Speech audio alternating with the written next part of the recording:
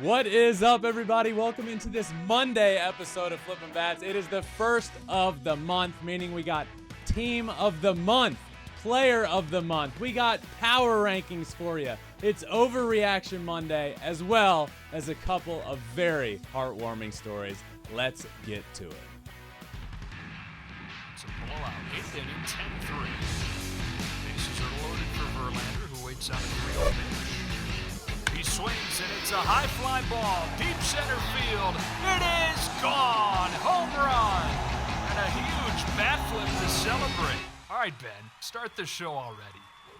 What is up, my friends? A new month is getting underway in baseball, which means we always have a lot to talk about on Mondays, but the first of the month, it really feels like it's even bigger because we get to look at the whole month. Team of the Month coming at you. But Alex, as we normally do with Mondays, I need to ask about your weekend because it truly feels like you do everything. I'm so tired. What did you even do this weekend? 2, how is your closet big enough to do? Your life is crazy. It's crazy. Well, 1, it's wedding season and festival season. So this is like wedding and festival season. It is. You know.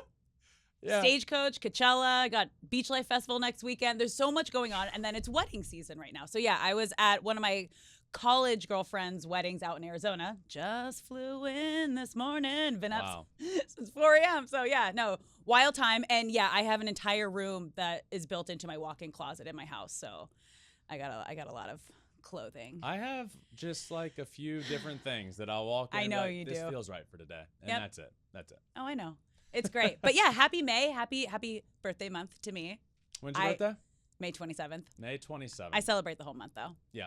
Mm-hmm. My birthday is January 31st, so yeah. I always you get the whole month. You get the whole month. To it. Yeah. So you don't get the 28th, 29th. 30th. It's okay. Happy birthday month. Yeah. Woo! Well, speaking of this weekend, I saw an incredibly inspiring story you tweeted out about Kasumba Dennis. Give me all the details. We need it all. My boy, Kasumba Dennis. I love this guy. Now, for those that have always been listening, you might know this story. And if you don't know it, you have to hear it. And even if you have heard it in the past, there is the perfect update to it this time around. But Kasumba Dennis is a guy that I saw in November of 2022 on Twitter, scrolling through Twitter and see this video of a kid, an 18-year-old kid in Uganda doing catching drills in the pouring down rain in the mud. And I thought, well, I got to see what this is all about. So I did a deep dive onto his Twitter. And what I found is first that this guy is an extremely hard worker, wants it as much as anybody in a place that the path for baseball isn't exactly carved out for you in Uganda.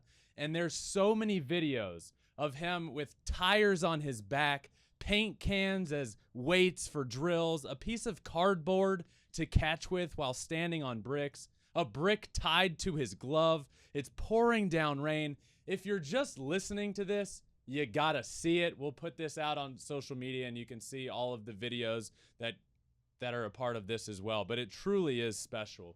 And from that, I followed him and we kind of just over the last few months went back and forth. And that all led up to February of this year when I got a direct message from Kasumba that read, "Good day, sir. I hope all is well. I would like to share some good news with you. I got possible links to the embassy where someone inside is willing to help me get my visa. But my main challenge is getting the invitation from any college now. Is it possible to help me get for a college willing to send me the invitation letter I can present at the embassy? Thank you so much." So from there, my thought goes to, well, what can we do? And the Flippin Bats community has grown so much, and we want to use that for good. So what can we do? Well, I sent out a tweet basically saying, this guy's awesome. Any colleges or college coaches willing to reach out to talk to him or wanting to talk to him, please hit me up. Let me know. He has a 189 pop time. Please, people, reach out to me. Now, an important part of this, I think, is this isn't just a feel-good story, right? It is a feel-good story, but it's not just a feel-good story. I mentioned a 1-8-9 pop time. A pop time for a catcher is the time from when a ball hits the catcher's mitt to the time when a catcher is throwing down to second base and it hits the defender's glove. That's a pop time. 1-8-9 is Kasumba Dennis's pop time. Major league average is 2.00. Whoa. So this guy has legitimate big league tools to work with here. And this is where it turned even cooler. The outpour of responses from coaches and colleges, college baseball accounts, personal coaches accounts, reaching out to me in DMs saying, we would love to talk to him. And next thing you know, I'm sort of the middleman, if you will, between the coaches and Kasumba Dennis and college admissions offices and Kasumba Dennis. That's so cool. Asking me questions of how is his English? What is his education level? Is he able to get over to the United States right now? And I'm going back and forth with him and these colleges answering all of their questions, just hoping that something works out. It was truly so special for me to be able to do that. And throughout this process, continued talking to him, hearing from coaches, kind of went through some ups and downs of getting responses. And that all led up to this weekend, where I get another DM from Kasumba Dennis that says that he has officially been signed to play in the MLB Draft League. I immediately went to the DMs, was so excited, congratulated him, asked him a bunch of questions about what's next, and I got a really cool message from him that said, Mr. Ben, thank you so much. I really appreciate, and I'm very happy because I'm going to achieve my dreams, sir. Thank you so much for all of your help, Mr. Ben. Mr. Ben.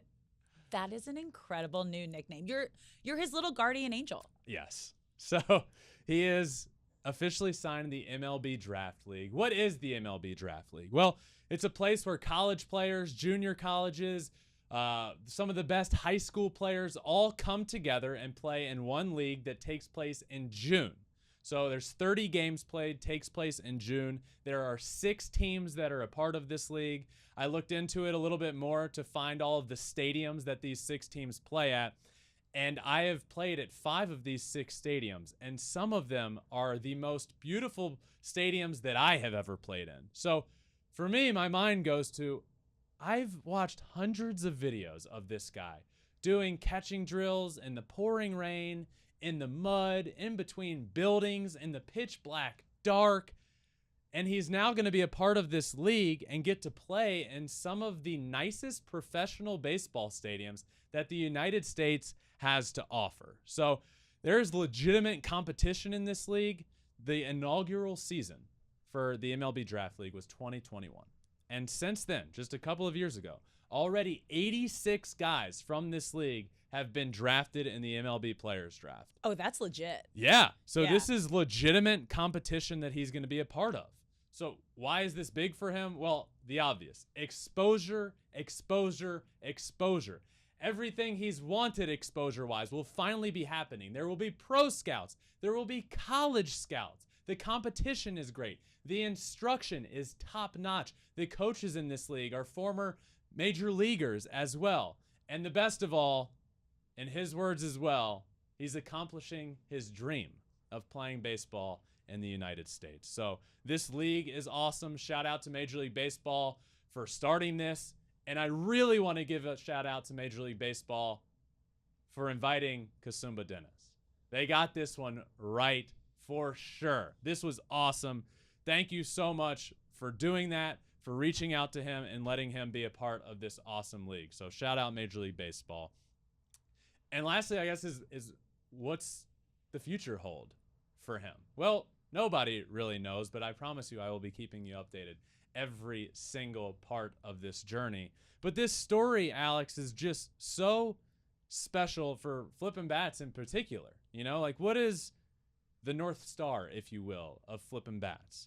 Well, it's this. It's growing the game of baseball. It's talking about baseball. It's community. It's people from all walks of life all over the globe coming together as one to celebrate the sport that we all love so much in baseball.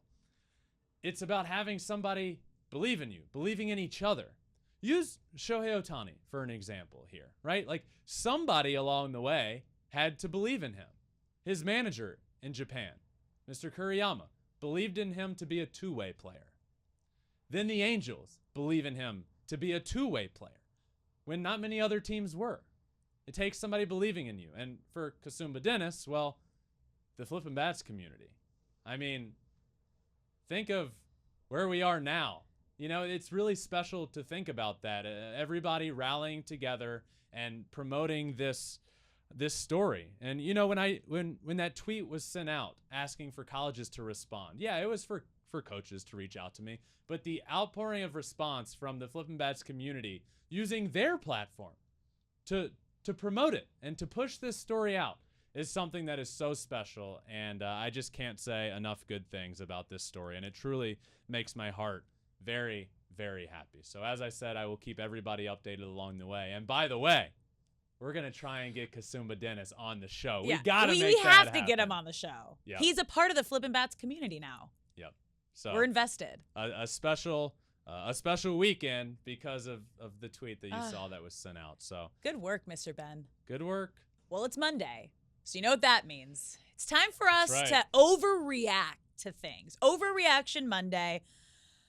I'm going to give you some statements, and you tell me if it's an overreaction or not. All right. All right? Let's do it. Let's start with our first overreaction. Okay.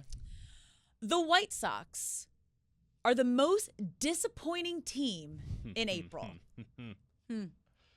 That is absolutely not an overreaction. This is completely true. The White Sox are 8-21. Oof. Are you kidding me?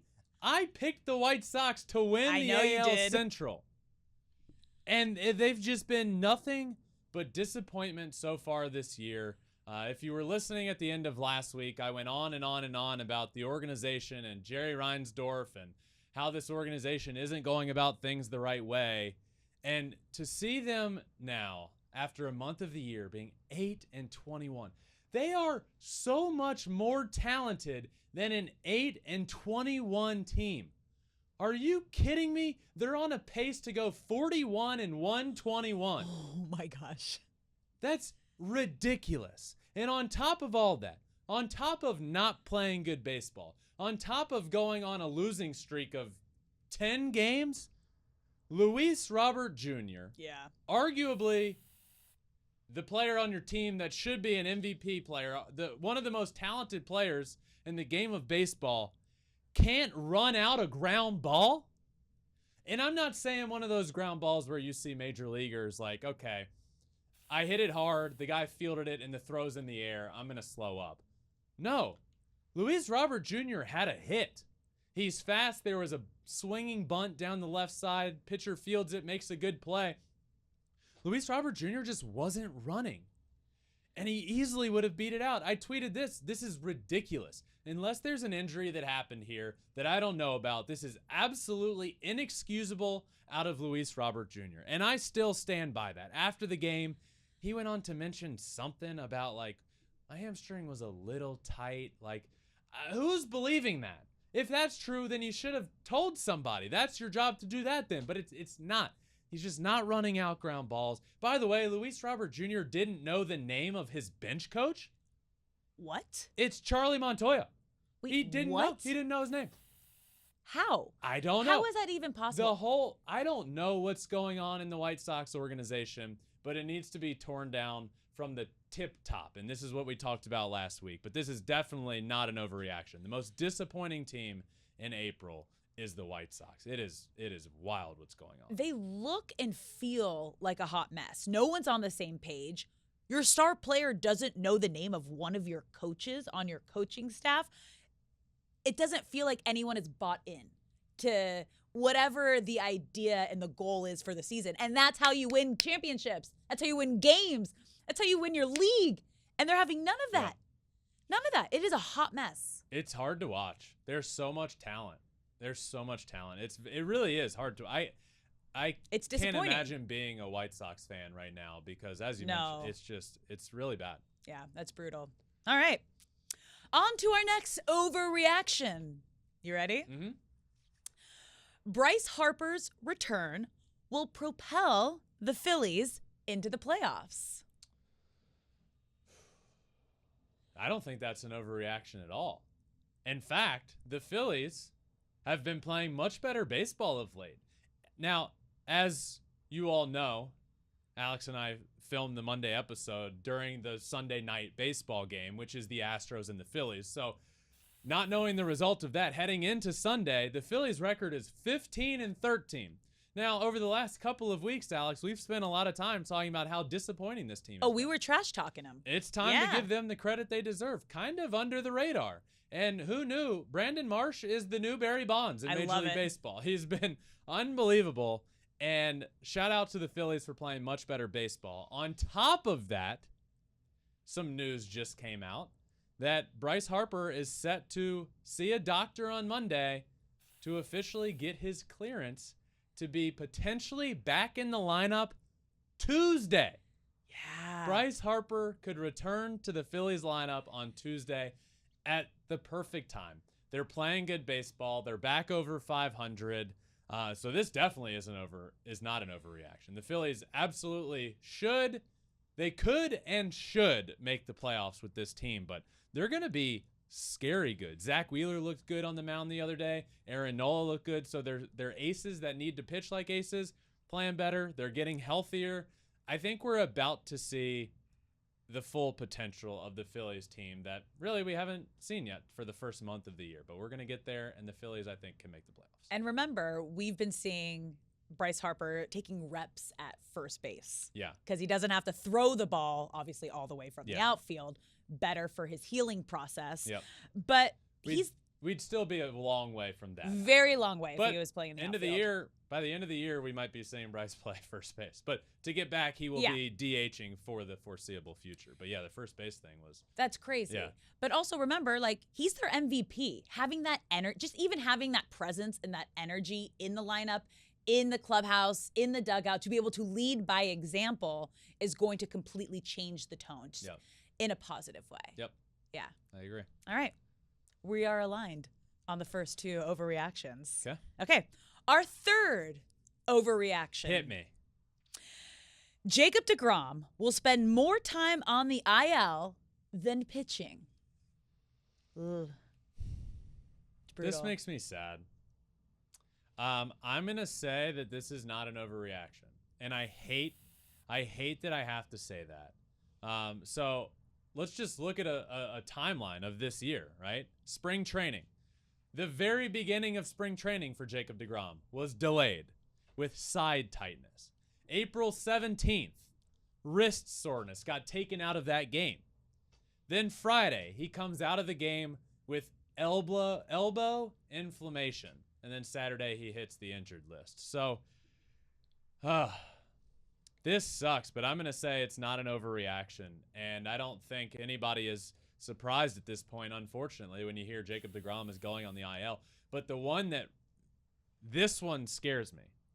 Elbow inflammation. Mm-hmm. There's a chance he doesn't pitch the rest of the year. Oh. I mean, whenever you start talking about an elbow and being inflamed, that's dangerous. Now, I'm not saying that is the case. I do know he rather quickly went on the IL after this start. I hope we see Jacob deGrom start every game from the time he comes off the IL for the rest of the year. I don't think that's going to happen. And unfortunately, I don't think it's an overreaction to think he spends more time on the IL this year than pitching. It sucks. He's one of the most dominant, if not the most dominant pitcher in the game of baseball when he's on. But unfortunately, the guy just can't stay healthy, and we're seeing more of that now. Yeah, the best ability is availability. And just to put it into perspective, deGrom has not pitched more than 15 games in any of the last 3 seasons because he had multiple injuries in each of those last 3 seasons. And that's compared to pitching 30 or more games in 4 of the 5 seasons from 2015 to 2019. Interesting. So he's half the amount of games the last 3 seasons, a bunch of injuries. Sucks. Baseball is better when he's out there. Yeah. All right. Our last overreaction. Mm-hmm. You ready? Yeah. MLB should expand to Mexico City. The Mexico series was Wild. insanity. Wild. I mean, the first game, Saturday, there were 11 home runs in the game. Uh-huh. The MLB record for home runs in a game is 13. They hit 11 home runs in that game. Now, the average distance of home runs in that game was 442 feet. Oh my gosh. Only 3% of home runs this season outside of Mexico have traveled 442 feet. So, just a quick synopsis here. Yes, the games in Mexico have been insane. Also, here's why.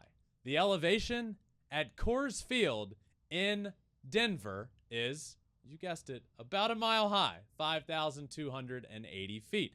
By far the highest elevated stadium in the United States. Mexico City is 2,000 feet higher than Denver. So the balls are just absolutely flying. Here's my answer to this question, and it comes very easily to me. Absolutely not. We cannot expand to Mexico City. Has it been fun to watch these two games? Sure. But it ain't baseball what we're watching. And pitchers are probably out in the outfield quivering when they hear the bullpen phone ring. They hear the bullpen phone ring and they're probably out there twitching like, please, not me. No. If you're a pitcher, you would never sign there. What MLB should do is just get a home run derby together once a year, send them down there and let Shohei and Judge and Pete Alonso just hit balls 550 feet. But you can't put an expansion team there. I don't know what I watched this weekend, but it wasn't baseball. But it was fun to watch. I will say. It was great. It was a blast. You get a home run, and you get a home run, and you get a home run. Yes. It was great. It was nuts. And also the field is the fences are shorter than Coors Field. Oh, which interesting. Is deep because of the elevation. Okay. Mexico City was not. Like it was crazy. All right. Alex, you could hit homers there. I like that. I'm down for that. All right. That's the end of Overreaction Monday, which means it is time for Power Rankings time. It's Monday. It means it's time for my new and updated Power Rankings. It means it's time to put the Power Rankings out on social media and for everybody to overreact. So let's get to it. At number 10, a team that has not been ranked this year, the Twins. The Twins were not previously ranked last week, but they have been ranked this year. As high as, I want to say like 4th or 5th. They were up there, but then they went on a skid, and now they're back. So the Twins are 17-12. Byron Buxton, I love this guy. When he's healthy, he's one of the most dynamic players in the league. He's playing pretty well. Joey Gallo, resurgence. We saw him hitting homers against the Yankees. Fans in the stands were yelling at him, why couldn't you do this with the Yankees? I mean, this Twins team has been a lot of fun. 17-12, they're here at number 10. Number 9, down 3 spots, the New York Mets.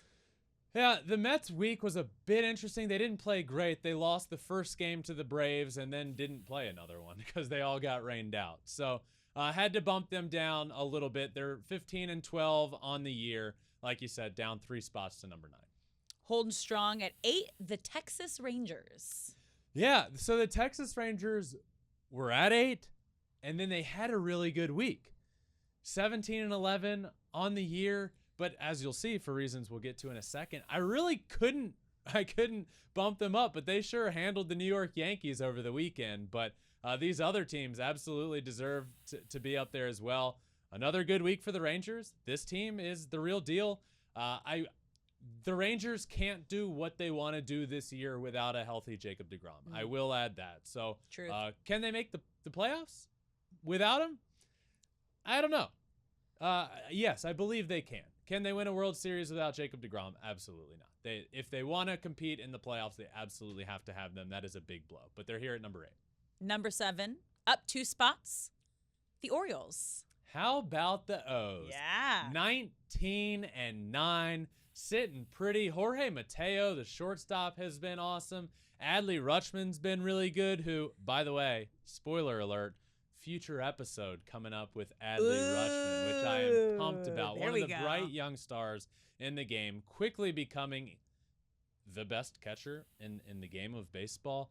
They're getting contributions everywhere you look. Grayson Rodriguez has now settled in as a starter on this team and is really good. So I love the O's. 19-9. Good for them. At 6, down one spot, the Brewers. The Brew Crew is 18-10. I really like this team, and I think the Brewers have been as high up as number 3 this year. They had a pretty good week, putting up runs in bunches. I really like the young guys that they have on this team, as well as Willie Adames at shortstop. Ever since Rowdy Tellez came on Flippin Bats, he can't stop hitting home runs. By the way, Cal Raleigh, who was on Wednesday of last week, multiple home runs throughout the week. It's the home run effect. We've continued to talk about the Flippin Bats pod effect, but it continues to be on another level. Cal Raleigh on Sunday hit a go-ahead homer in extra innings. It's nuts, and it worked for Rowdy Tellez as well. 18-10 are the Brewers. All right, moving into your top 5. At number 5, a huge jump up. Top 5, baby. 5 spots, the Pirates. Raise the Jolly Roger. The Pirates are 20-9. What? This team is quickly becoming one of my favorite teams to watch this year. I find myself firing up MLB TV and putting on the Pirates because they're so much fun to watch this year. Andrew McCutchen is having a resurgence. They got Drew Maggi doing his thing out there. We talked about him getting called up, and what a great story that is. Well, guess what? He got his first knock the other night and first RBI in the same at bat. Ji-Hwan Bae has been a blast to watch. Stole 5 bases last week. This team doesn't have that superstar name you can point to. I think Brian Reynolds should be in that conversation, but they're getting contributions everywhere you look, and they've been a blast to watch. And the Pittsburgh Pirates are in the top 5 power rankings for the first time ever. Number 4, down 2 spots, the Astros. Yeah, I guess I need to really talk about the Astros because they are an interesting team to figure out what to do with. And they often do this at the beginning of seasons. They just don't show up against teams that they should beat. And then the second it's this team's going to beat you guys, you turn it on.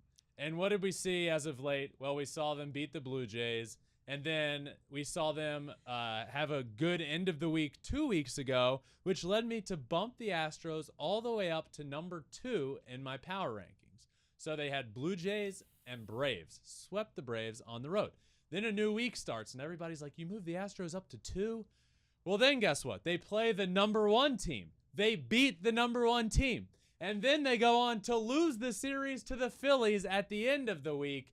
And it's just the Astros will be there when all is said and done in the playoffs and be a force to be reckoned with, but they are probably one of the hardest teams to figure out where to rank. They really are. Beat the Rays, best team in baseball, lose to the Phillies, so I had to slide them down just a bit because the other teams ahead of them have been playing really well and did all week long. But the Astros are at 4. At number 3, up 1 spot, the Blue Jays. Yeah. The Blue Jays are playing really good baseball, 18-10. Now, interesting game to end the week on Sunday, but other than that, all week long, we're winning every game they played. Bo Bichette has been on fire. Vladdy's playing good baseball. I could go through these players and tell you that everybody's doing pretty well, and that's why they're at number 3 on this list. So don't watch that. Don't sleep on the Blue Jays. I had them to win the AL East for a reason, and they are now only trailing the Tampa Bay Rays. By the way, you're not going to find them on this list. Dead last in the AL East, the New York Yankees. That just feels tied weird. Tied with the Red Sox, but if you look at the standings, they got the Yankees in last. So, ooh. Yep, Blue Jays up at the top for at number 3. All right, number 2, the Braves up 1 spot. Braves are back to the number 2 spot. They're 18-9. You know, I love this Braves team. I had them winning the National League this year. We didn't get to see a lot of the series over the weekend against the Mets because a lot of it got rained out, but there is a doubleheader on Monday between these two teams. So, Alex, you and I were talking about when we did the tail of the tape at the end of the week. We talked about the series Friday through Sunday, but actually they played on Monday. There was a scheduled game on Monday originally. Now there's going to be a scheduled doubleheader today. So these are when those games will be made up. But didn't get to see a lot of them, but had a good week other than that. They're at number 2. And your number 1 team, the best team in baseball right now, the Rays. 23-6. Yeah. They're 23-6. And spoiler alert, coming up soon, team of the month. There's going to be a couple of them on there. This team is just, they've been the best offense in baseball. They're pitching really well. They're historically good. Obviously, the start to the year they've had, but since then they've continued to pile it on and be a good baseball team. The Tampa Bay Rays round out this week's top 10 at 23-6 to start the year. It's so fun to watch. Yes, it is. And you mentioned probably a lot of their players are going to be on your team of the month. So let's get right to that. Team of the month. We do team of the week every week. But with it being May 1st, the first of the month, we got to do a full encompassing team of the month. So position by position, picking the best player of the month at that spot. And let's start at the catcher position from the Atlanta Braves, Sean Murphy. Now, 256 on the month, 6 homers, 16 RBI in his first month as an Atlanta Brave.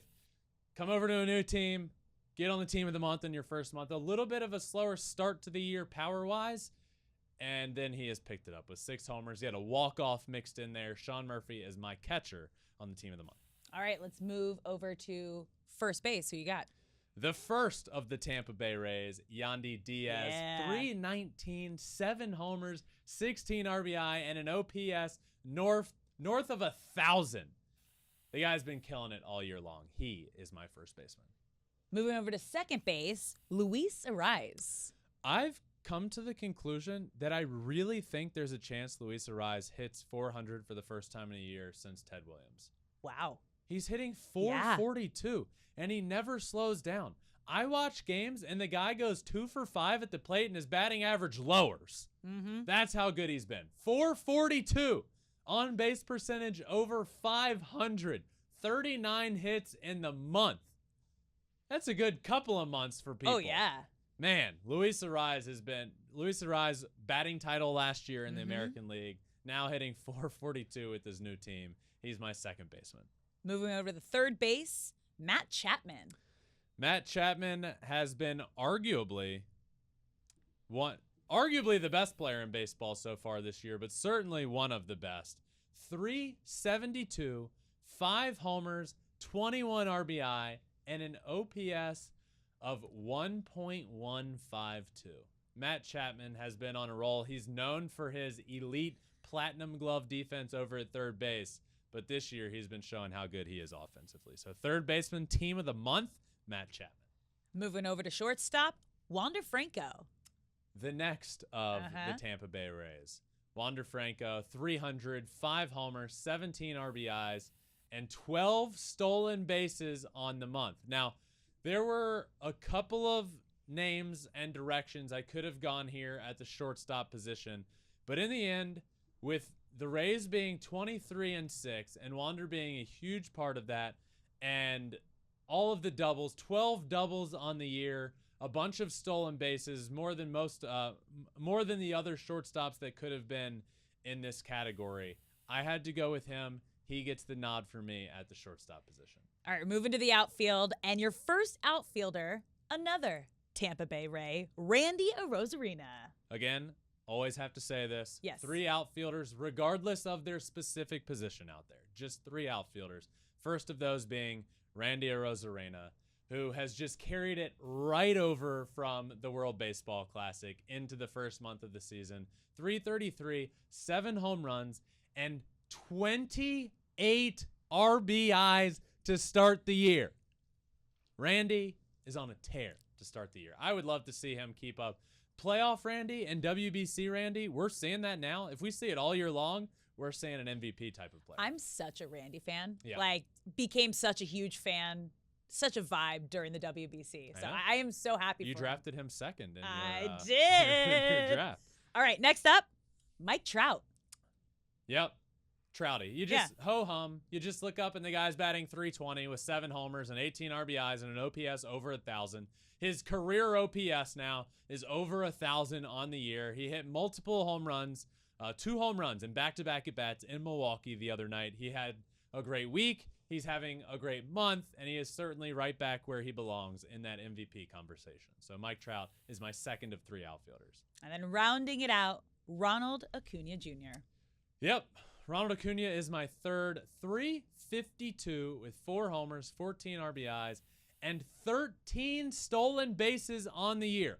Ronald Acuna is healthy. He is happy. He's having fun. The Braves are playing great, and he is on my list as my third outfielder in no particular order. Randy, Mike Trout, and Ronald Acuna. And before we move on, Alex, I really wanted to mention I struggled with the outfield a lot because Brandon Marsh deserves to be on this list, and Jared Kelenic deserves to be on this list. But there's only 3. Yeah. And where do you put them? And I thought long and hard between these 5 guys. And where do I put him? And ultimately for me, Ronald Acuna with those 13 stolen bases ended up being, all of the numbers are about the same. Ronald's batting average is higher than the other 2. Trout with the power numbers, Randy with the 28 RBIs. So it was really difficult for me to choose in the outfield. Ultimately ended up going with these 3 in the first month of the year. But shout out Brandon Marsh. I love you, and I'm so happy for the year you're having. So I had to say that. No, we love Marsh. Yep. Okay, time for the designated hitter, the unicorn, Shohei Ohtani. Yep, Shohei just ended his month with almost hitting for the cycle the other night. 294 on the year, 7 home runs, 18 RBIs, and as I mentioned, finishing the month with a bang. Had 3 hits in the game on Saturday. Friday, I believe it was Friday. The last game he started on the mound. Thursday. Started on the mound, was a home run away from the cycle, but like a few feet away from completing the cycle. And we're just talking about offensively here. And he also gets a little bit of a nod because, as you know, he pitches as well. 294, 7 homers, and 18 RBI is enough to get Shohei as the DH on the player or team of the month. Moving to starting pitcher, Zach Gallen. It's been unbelievable how good he's been. He has a 2.15 ERA on the year, 51 strikeouts, and 37 2/3 innings pitched for Zach Gallen so far this year. I love the guy, and he threw a pitch the other day to Vinny Pasquantino, and he said, I have never seen a pitch like that in my entire life. And he struck out on this pitch. That's what he continues to do. He's just masterful out there on the mound, and it's been another great, great year so far for Zach Gallen. All right. Closing out team of the month, your closing pitcher, Josh Hader. Josh Hader, especially with Edwin Diaz being out of the game this year. I think last year Edwin kind of took that title of best closer in the game of baseball, but it was because of a little bit of the weird month plus Josh Hader had. Well, he's back. 10 saves, a 0.69 ERA, 17 strikeouts on his 13 innings pitched. Josh Hader is the best closer in the game of baseball right now, and he has figured out whatever he went through at that point last year. He's been dominant and a shutdown closer, and he is my closer on team of the month. So, Alex, team of the month, first of the month. That means it's not player of the week this year. It is player of the month time. And my player of the month for the first month of the season is none other than Shohei Ohtani. How can you not? 292 average, 7 homers, 18 RBIs. I talked about all of his offensive numbers when it came to the designated hitter position. Pitching-wise, he's been arguably one of the best pitchers in the game of baseball to start the year. He's been lights out. He was breaking records on the mound. He had one bad start in there, the last start of the month, and really it was just one really bad inning. Other than that, he was perfect in the game. And he had an ERA sub 1. Ended up with an ERA sub 2 on the year. He's been great offensively and one of the most dominant pitchers in the game so far this year. There's really no doubt in my mind that Shohei Ohtani so far is the player of the year, and in the first month, he's the player of the month. Yeah. So, Alex, I ask you, who would be your player of the month? My player of the month is also Shohei Ohtani. It is hard not to just take a moment, take a step back. You mentioned a lot of his numbers, but appreciate his greatness and what he is doing. He is having an incredible start to this season, both on the mound and at the plate. He launched his 7th home run on Sunday, because Shohei loves hitting home runs on Sundays. It never fails. Yeah, he's tied for 4th in home runs with 13 other players right now, but he's in the top 5, both offensively and on the mound. He has the 6th best ERA in baseball. He's tied for the 4th most strikeouts in all of Major League Baseball. And he's just had an incredible start. And you mentioned he was a home run shy of the cycle in his last start on Thursday. He would have been the first player since 1888 to hit for the cycle and pitch in the same game. So it's like every time he does something, it's historic that we haven't seen in over 100 years. So Shohei Ohtani, Player of the Month. I saw that stat the other day from 1888 or whatever it was. That pitcher started the game in center field, and it was like this crazy blowout, high-scoring game, so he came in to pitch. So the records, who knows? He's probably the only pitcher to start. Yeah. Would have been to start and to do that. But I digress. What a month for Shohei.